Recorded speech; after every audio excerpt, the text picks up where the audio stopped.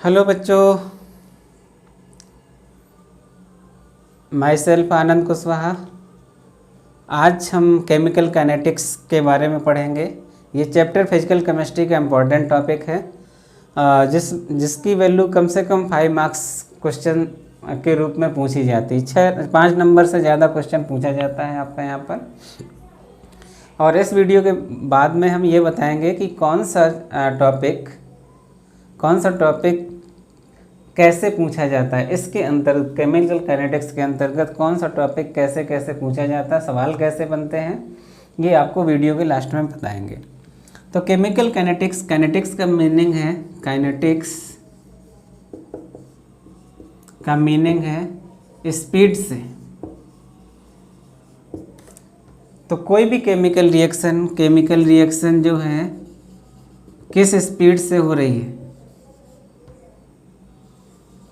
कोई भी chemical reaction किस स्पीड से हो रही है तो उसके बारे में बताता है। स्पीड ऑफ केमिकल रिएक्शन के बारे में बताता है कौन? Chemical kinetics. तो स्पीड को जनरली हम लोग समझ लेते हैं रेट से। स्पीड खुद एक रेट होता है, डिस्टेंस के साथ टाइम चेंज, मतलब the distance change with the time per unit time, that is said to be speed. यानी स्पीड जो क्या होता है, स्पीड जो है डिस्टेंस अपॉन टाइम है।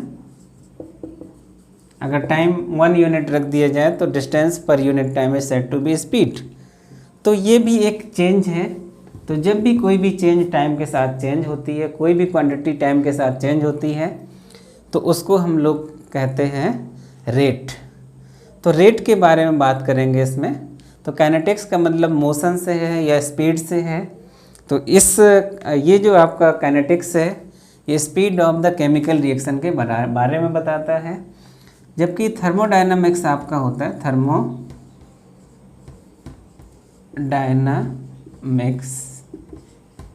थर्मोडायनामिक्स है वो स्पॉन्टेनिटी के बारे में बताता है। स्पॉन्टेनिटी ऑफ केमिकल रिएक्शन के बारे में बताता है कौन? थर्मोडायनामिक्स। और कोई भी केमिकल रिएक्शन किस स्पीड से मूव कर रही है, काइनेटिक्स बनाता है। तो डेफिनेशन देख लेते हैं कि what is the definition of chemical kinetics. तो केमिकल काइनेटिक्स के बारे में बात करते हैं। The branch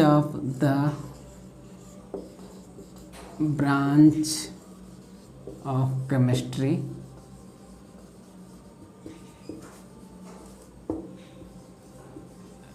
which deals the study of rates of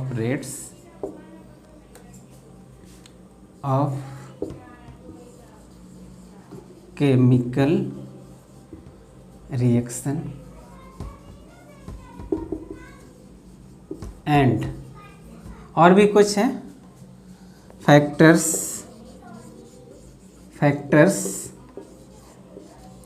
which affect the rate। ठीक है। तो ब्रांच ऑफ केमिस्ट्री है जो रेट ऑफ केमिकल रिएक्शन के बारे में बताती है, पढ़ाते हैं हम लोग। और उस रेट ऑफ रिएक्शन को इन्फ्लुएंस करने में, प्रभावित करने में, अफेक्ट करने में कौन कौन से फैक्टर इन्वॉल्व हैं, ये हम लोगों को बात करते हैं। तो केमिकल काइनेटिक्स हमें केवल रेट के बारे में ही नहीं बताता है, साथ साथ में फैक्टर्स जो हैं उनके बारे में भी हमें स्टडी करने में हेल्प मिलती है।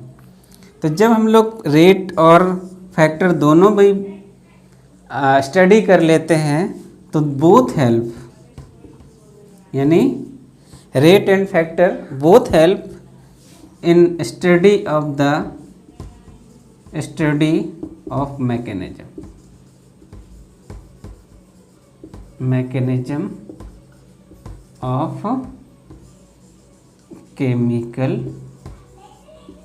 रिएक्शन।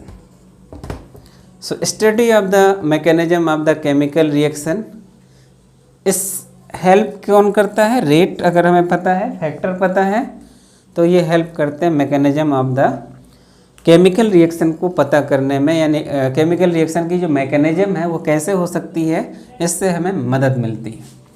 तो ये रही डेफिनेशन की बात, ये ज़्यादा इम्पोर्टेंट नहीं है, बोर्ड में ज़्यादा भी पूछा नहीं जाता इस डेफिनेशन को। आगे चलते हैं, जो टॉपिक शुरू हो रहा है, अगला पार्ट है हमारा rate of reaction. Rate of reaction, R action का मतलब रिएक्शन से है।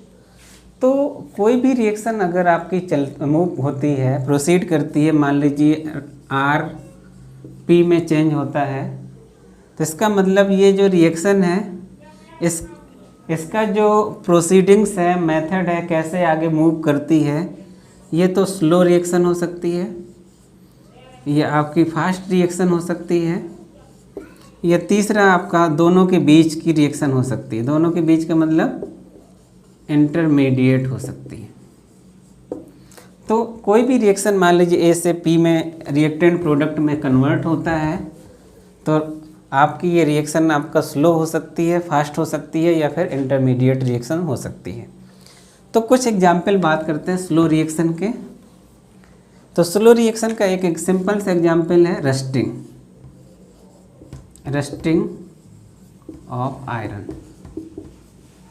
ठीक है, तो Fe, रस्टिंग देख लेते हैं, Fe + O2, यानी रस्टिंग के लिए आयरन की ज़रूरत है, ऑक्सीजन की ज़रूरत है और वाटर की ज़रूरत होती है। X मॉलिक्यूल ले लेते हैं, तो यहाँ पर बन जाएगा भाई Fe2O3 with X molecule of water, that is rust. ये वेरी स्लो प्रोसेस है, वेरी स्लो प्रोसेस है ना। तो वेरी स्लो प्रोसेस है, ये आपका आयरन का रस्टिंग हो गया। सिमिलरली एल्युमिनियम में भी रस्टिंग हो सकती है। Aluminium react with oxygen, it give rust of Al2O3, ये आपका रस्ट है ना। ये जो एल्युमिनियम है, इसकी सरफेस को टार्निश कर दे, डल कर देती है, वो शाइनिंग नहीं रह पाती है, किसकी वजह से? Al2O3 की लेयर चढ़ जाने के बाद। तो यहाँ पर हमने देखा दो रिएक्शंस हैं, वेरी स्लो है। तो ये रिएक्शंस इतनी स्लो होती है कि जनरली इसका जो रेट है मेजर करना बहुत ही डिफ़िकल्ट होता है। मेजर कर सकते हैं लेकिन बहुत ही ज़्यादा डिफ़िकल्ट होता है। कुछ आपकी रिएक्शंस होती हैं फास्ट। फास्ट रिएक्शंस जो होंगी उनमें जनरली आपका आयोनिक इक्वेशंस होती हैं। आयोनिक रिएक्शंस जो होंगी वो बहुत ही फास्ट होती। फॉर एग्जांपल के तौर पर जो हमारा सिल्वर नाइट्रेट को अगर हम सोडियम क्लोराइड के साथ रिएक्शन करा दें, किसके साथ? सिल्वर नाइट्रेट है, सोडियम क्लोराइड के साथ करा देंगे तो AgCl का प्रेसिपिटेट मिल जाता है। AgCl का मतलब सिल्वर क्लोराइड, सिल्वर क्लोराइड, ये PPT है किसका? प्लस सोडियम नाइट्रेट आपका बन जाता है। दूसरे का एग्जाम्पल समझ सकते हैं कि जो ईस्टर का हाइड्रोलिसिस है, hydrolysis of Easter in presence of NaOH। ठीक है, तो एग्जाम्पल कोई भी ईस्टर लिख लेते हैं, CH3COO CH2CH3, इसका नाम है एथिल एथेनोएट, एथिल एथेनोएट। जब भी हम लोग NaOH के साथ हाइड्रोलाइसिस करते हैं तो आपको ध्यान रखना बॉन्ड यहाँ से टूटेगा, वो Na इसके साथ आ जाएगा, H इसके साथ आ जाएगा, तो it gives CH3COO Na plus CH3CH2 OH। तो सोडियम इथेनॉइड बन गया और एथिल अल्कोहल। तो ये फास्ट रिएक्शन है, with in a second, fraction of second के अंतर्गत ये रिएक्शन हो जाती है। तो ऐसे सिचुएशन में भी इनका रेट डिफ़िकल्ट है। तो इसके बाद आगे चलते हैं, इंटरमीडिएट रिएक्शंस होती हैं। इंटरमीडिएट रिएक्शंस के बारे में हम लोग थोड़ा सा बात करेंगे। इन्हीं के रेट हम लोगों को क्या करना है, मेजर करना होता है। तो सबसे पहले हम लोगों को बात है कि जो रेट है, जब भी कोई भी केमिकल रिएक्शन मान लीजिए R है, R प्रोडक्ट में चेंज हो रहा है, R प्रोडक्ट में चेंज हो रहा है, तो इसका मतलब जो रेट होगा वो होगा तो जब भी ये आपका रेट प्रोडक्ट में चेंज होगा तो रेट जो है या तो रिएक्टेंट के चेंज में, तो रिएक्टेंट जो हो सकता है वो आपका सोल्यूशन एक्वस फॉर्म में हो सकता है। तो एक्वस फॉर्म में जब होगा तो हम लोग उसको कंसंट्रेशन मेजर करेंगे, चाहे मोलरिटी से करें, चाहे मोललिटी से करें, चाहे मोल फ्रैक्शन से करें, कैसे भी करें, तो इसका कंसंट्रेशन चेंज होगा। अगर ये गैसियस रिएक्शन है तो इसका लिए प्रेशर चेंज देखेंगे। क्या देखेंगे, प्रेशर चेंज। तो जनरली हम लोग इस चैप्टर में अभी थोड़ा सा कंसंट्रेशन चेंज लेके चल रहे हैं, change in concentration upon time change. तो ये थोड़ा सा रेट का डेफिनेशन हो गया, change in concentration of reactant और प्रोडक्ट। किसी का भी आपका रिएक्टेंट और प्रोडक्ट का कंसंट्रेशन चेंज हो जाए तो आपका ध्यान रखना है, टाइम के साथ डिवाइड कर देंगे।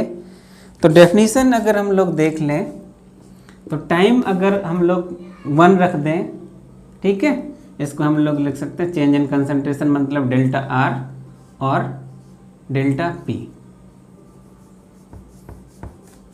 Delta R is a change in concentration of the reactant upon delta T और delta P upon delta T। ठीक है, तो किसी में चेंज हो जाए डेल्टा R में जो रिएक्टेंट है उसके कंसंट्रेशन में चेंज हो जाए या प्रोडक्ट के कंसंट्रेशन में चेंज हो जाए। अगर डेल्टा T क्या होगा, यूनिट टाइम है। कैसा है, यूनिट टाइम है। तो जो rate can be defined as the rate, कैसे डिफाइन कर सकते हैं, द चेंज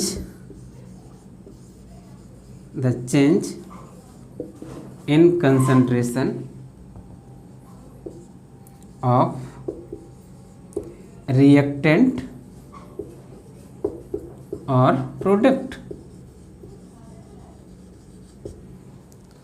पर यूनिट टाइम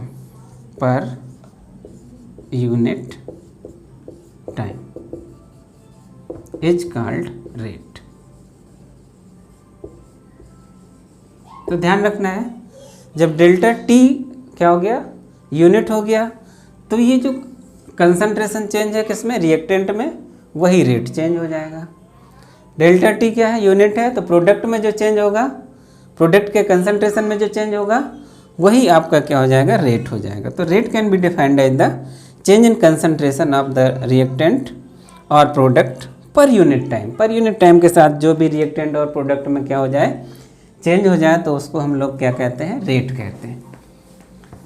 फॉर एग्जाम्पल कोई रिएक्शंस हैं हमारी, जैसे R reactant is converted to product. Initial concentration ले लेते हैं, इनिशियल अगर कंसंट्रेशन हम लोग मेजर कर लें ऑफ R, रिएक्टेंट का कंसंट्रेशन R1 है, ठीक है, रिएक्टेंट इनिशियल शुरुआत का कंसंट्रेशन जब आपकी रिएक्शन स्टार्ट नहीं हुई है। फिर इनिशियल कंसंट्रेशन ऑफ प्रोडक्ट को P1 ले लेते हैं। इनिशियल टाइम अगर हम लोग ले लें, इनिशियल टाइम कितना ले लें, T1 ले लें। अब सिमिलरली फाइनल कंसंट्रेशन ले लें, final concentration of product is equal to P1। Final concentration of final concentration of P is equal to P2। Final concentration of R is equal to R2। Reactant. और तीसरी बात यहाँ पर final जो time है वो आपका T2 है। तो जब भी चेंज निकालेंगे, क्या निकालेंगे, चेंज जब भी निकलता है तो फाइनल से final concentration minus initial concentration निकलता है, ठीक है। तो final concentration minus initial concentration. तो अगर फाइनल कंसंट्रेशन हमारा क्या है, R है, तो रिएक्टेंट के कंसंट्रेशन में चेंज क्या हो जाएगा, R2 माइनस R1, जबकि प्रोडक्ट के में चेंज हो जाएगा आपका P2 माइनस P1, और टाइम में चेंज हो जाएगा वो क्या हो जाएगा आपका T2 माइनस T1। क्लियर। तो ये चेंज हो गया, रिएक्टेंट के कंसंट्रेशन में चेंज है, प्रोडक्ट के कंसंट्रेशन में चेंज है, और टाइम के कंसंट्रेशन में चेंज है।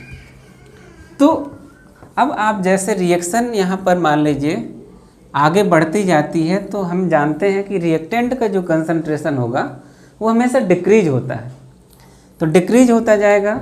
तो अगर हमें, और प्रोडक्ट का जो कंसंट्रेशन होगा वो हमेशा क्या हो जाएगा, इंक्रीज हो जाएगा। तो अगर रेट हम लोग लिखना चाहें, रेट किसके केस में, रिएक्टेंट के कंसंट्रेशन चेंज के रिस्पेक्ट में लिखना चाहें, तो हमेशा कंसंट्रेशन इसका क्या हो जाता है, रिएक्टेंट का डिक्रीज होता है। सो यहाँ पर लिख देते हैं decrease in concentration of reactant और तो यहाँ पर आपका टाइम आ जाएगा, टाइम चेंज।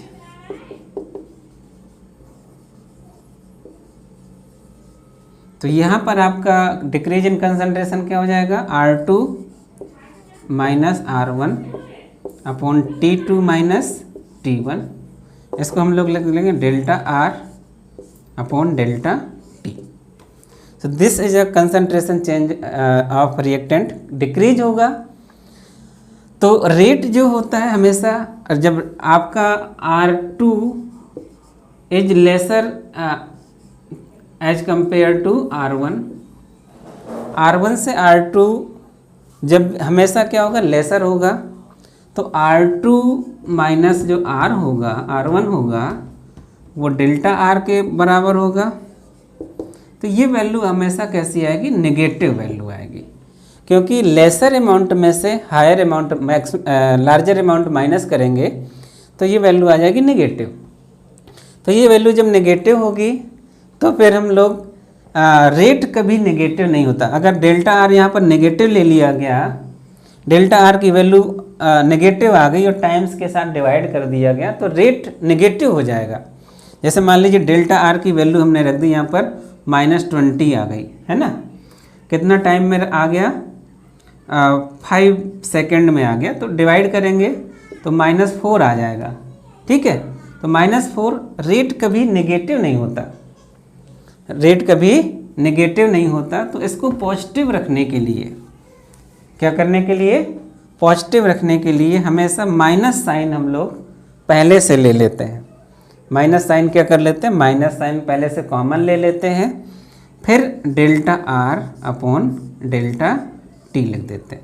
अब इसके चारों तरफ स्क्वायर ब्रैकेट इसलिए लगा देते हैं क्योंकि कंसंट्रेशन को जब भी हमें एक्सप्रेस करना होता है तो आर को या किसी भी चीज़ को स्क्वायर ब्रैकेट से लगा देते हैं। स्क्वायर ब्रैकेट का मतलब है कंसंट्रेशन से, इस स्क्वायर ब्रैकेट के अंदर क्या रखेंगे, कंसंट्रेशन ही रखा जाएगा। So decrease in concentration of reactant rate ऐसे लिख सकते हैं आप, क्लियर। इसका दूसरा और तरीका है, जो रेट ऐसे भी लिख सकते हैं अगर रिएक्टेंट के केस में है, तो डिसअपीयरेंस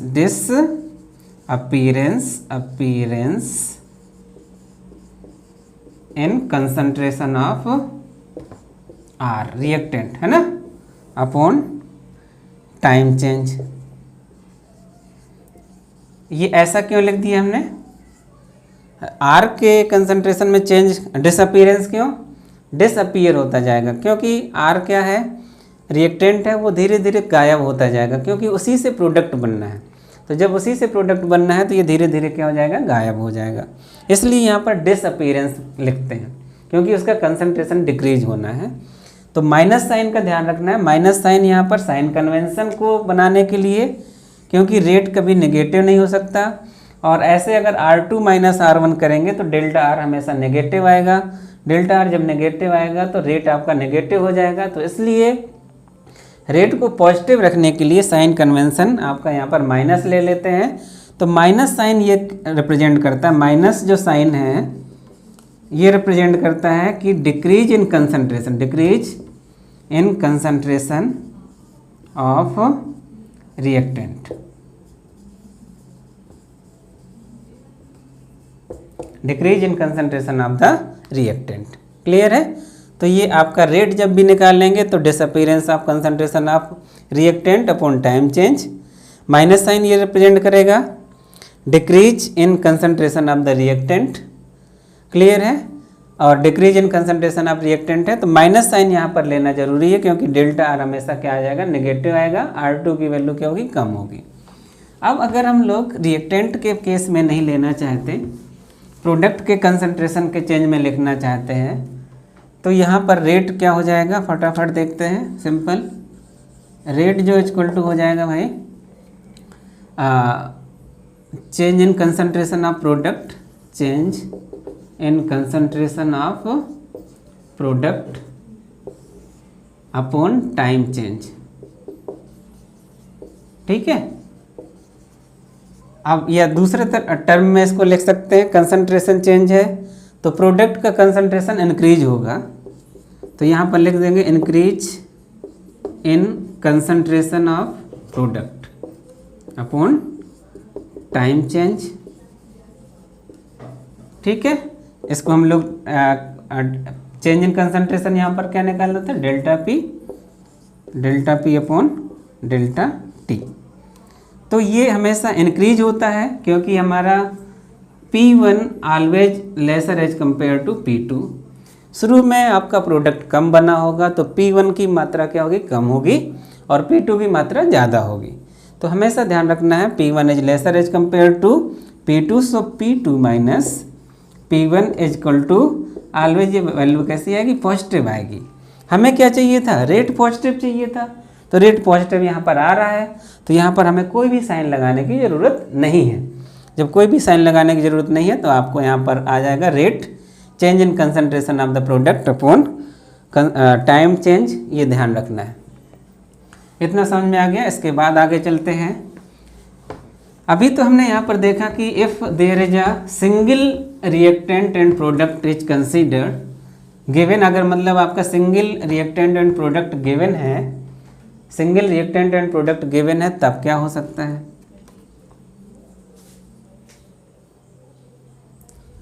ठीक है? तो हम लोग यहाँ पर फटाफट देख लेते हैं। If there is a more than 2 reactant, for example A plus B is equal to क्या हो जाएगा, P मान लीजिए है, A plus B is equal to P। तो जो रेट हो जाएगा change in concentration of A, यहाँ पर डेल्टा ऐसे लिख दीजिएगा, डेल्टा T। किसी के रिस्पेक्ट में, चाहे A के रिस्पेक्ट में, चाहे B के रिस्पेक्ट में, चाहे P के रिस्पेक्ट में रेट निकालेंगे। यहाँ पर माइनस साइन लगाएंगे क्योंकि ये A रिएक्टेंट है। इज इक्वल टू हो जाएगा minus change in concentration of B upon delta T is equal to delta P upon delta T। तो माइनस साइन किस में लगाएंगे, जो रिएक्टेंट हैं इनके कंसंट्रेशन हमेशा डिक्रीज होने हैं।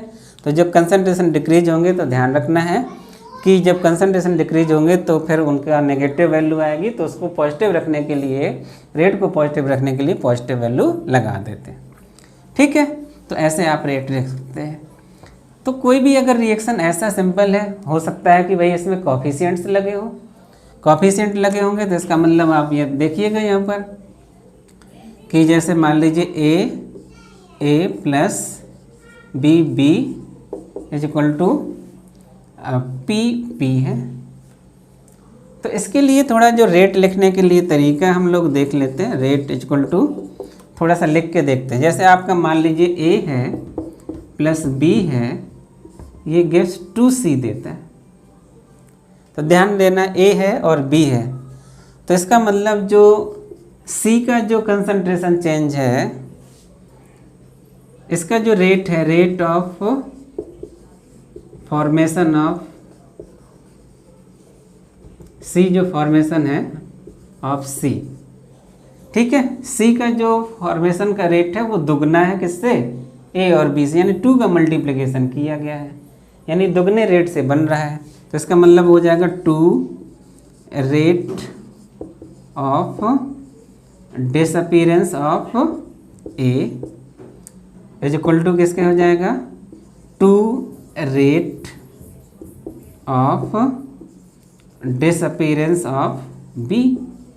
सिंपल सी बात है। तो C का जो रेट है, C का फॉर्मेशन का जो रेट है वो डबल है, जिसका रिएक्टेंट का जो आपका A है उसका जो रेट ऑफ डिसअपीरेंस है A, उसका जस्ट डबल है। C का जो B का रेट ऑफ डिसअपीरेंस है वो भी जस्ट डबल है, यानी आपका C का जो रेट है वो इन दोनों से डबल है। तो जब डबल है, किसी का जब रेट निकालेंगे, अगर A का रेट निकालेंगे तो ये 2 का रेट C के इक्वल है, 2 रेट है, यानी double of rate of disappearance of A, rate of formation of C के इक्वल है।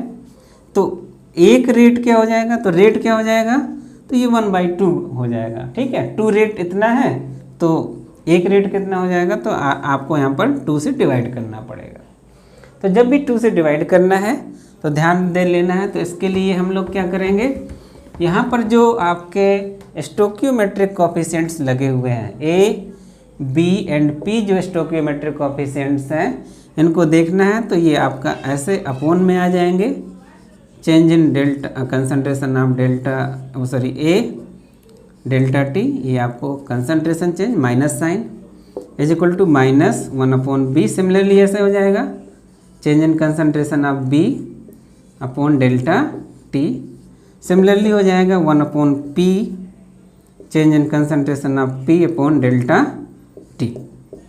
तो ये रेट आपका हो जाएगा, ठीक है। कोई एग्जाम्पल के तौर पर देख लेते हैं। जैसे मान लीजिए N2O5 है, it is converted into 2NO2 plus O2, मान लीजिए ऐसे रिएक्शन हो रही है। देखिएगा तो कितना हो गया, N2O5 2NO2 plus O2।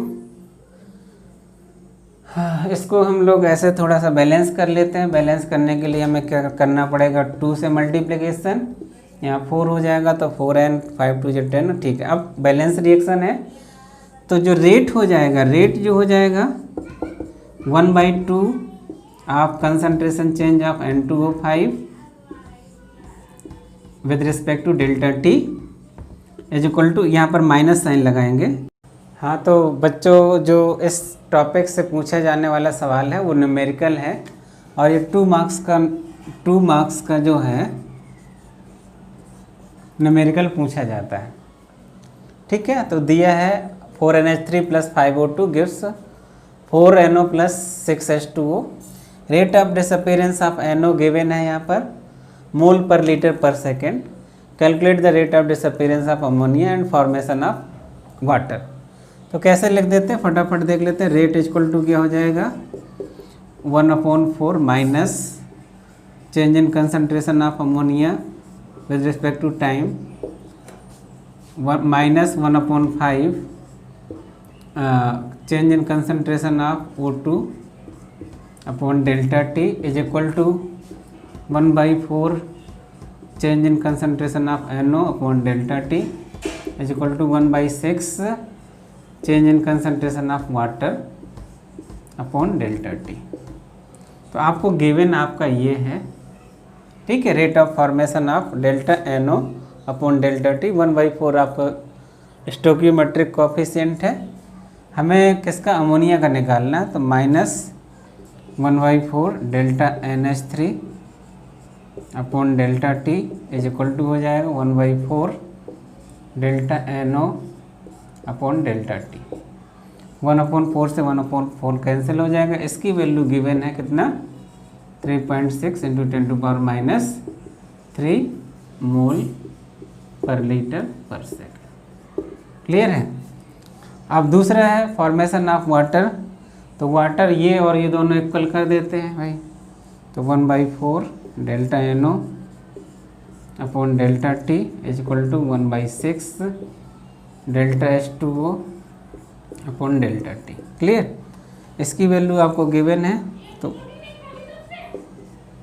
3.6 into 10⁻³ is equal to 1/6 upon delta T, है ना। तो इससे कैंसिल कर दिए तो 0.9 आएगा। क्रॉस मल्टीप्लिकेशन कर देंगे तो 6 इधर मल्टीप्लिकेशन आ जाएगा। तो delta H2O upon delta T, इसका जो फॉर्मेशन हो जाएगा वो कितना हो जाएगा 0.9 इंटू 10⁻³ इंटू 6, तो आ जाएगा 5 6 54 10⁻³ मोल पर लीटर पर सेकेंड। हाँ, तो यूनिट ध्यान रखना है। तो ये आंसर आ गया, rate of formation of H2O और रेट ऑफ डिसअपीयरेंस ऑफ ये। लास्ट में जरूर लिखिएगा rate of disappearance of NH3 कितना हो जाएगा 3.6 इंटू 10⁻³ मोल पर लीटर पर second. Rate of formation of H2O 5.4 into 10⁻³ मोल पर लीटर पर सेकेंड। ठीक है बच्चों, तो ये आंसर आपका आ जाएगा। क्लियर है। 2 मार्क्स आपको मिलेंगे। तो आज के लिए इतना ही। कल हम लोग नेक्स्ट वीडियो में factors which affect the rate of reaction, ये कल बात करेंगे। तो बने रहिएगा। पूरी सीरीज आपके सामने पेश किया जाएगी, पूरा टॉपिक वाइज चैप्टर कंप्लीट किया जाएगा। Thank you. अपना ध्यान रखें। गुड नाइट सभी को।